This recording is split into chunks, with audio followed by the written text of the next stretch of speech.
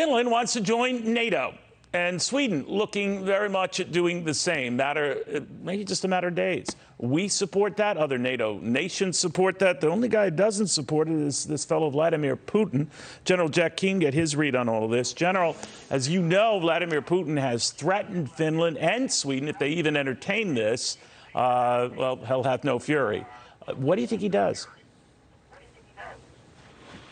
Well, certainly, I think we'll continue to get some rhetoric from him, but I don't think in any consequential way is he certainly going to take military action against either one of these countries. I mean, he knows full well, Neil, that while technically Finland and Sweden are neutral countries, they actually have been pro-West and pro-NATO all of these years, and certainly supporting the efforts that NATO has entertained all of these years as well in terms of their own expansion and security. And Putin, look, he's not going to admit it, but he knows also that NATO is a defensive political and military alliance, that it has no designs on attacking Russia and doesn't have any intent to put offensive missiles on the 800-mile border between Finland and Russia that would do damage to Russia. What they will put there is likely defensive forces if they feel that's necessary.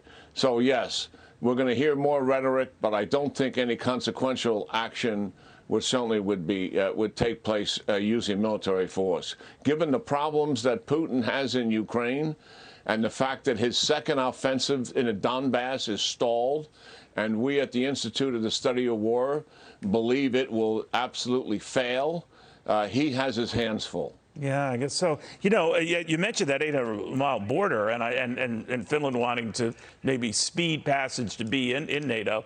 Technically, if Russia did want to do something, the time to do it before it becomes a NATO country, right? I mean, but you don't see that happening.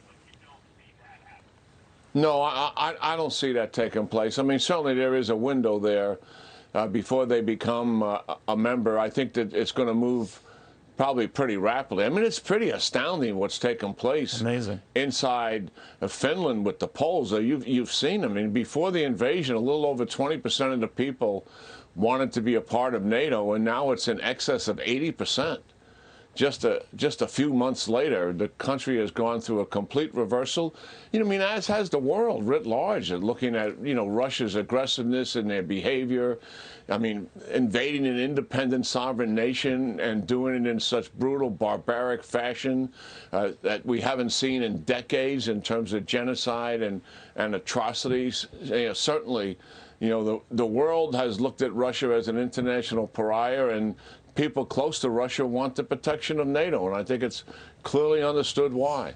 Real quickly, General, I want to get your thoughts on maybe what Vladimir Putin is thinking of doing here before pulling out, if he ever considers pulling out of Ukraine, and that is annexing the lands that he's gotten already and claiming they're his, sort of like what he did with Crimea, but on a larger scale.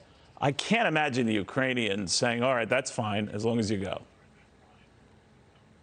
Yeah, I think that's going to happen.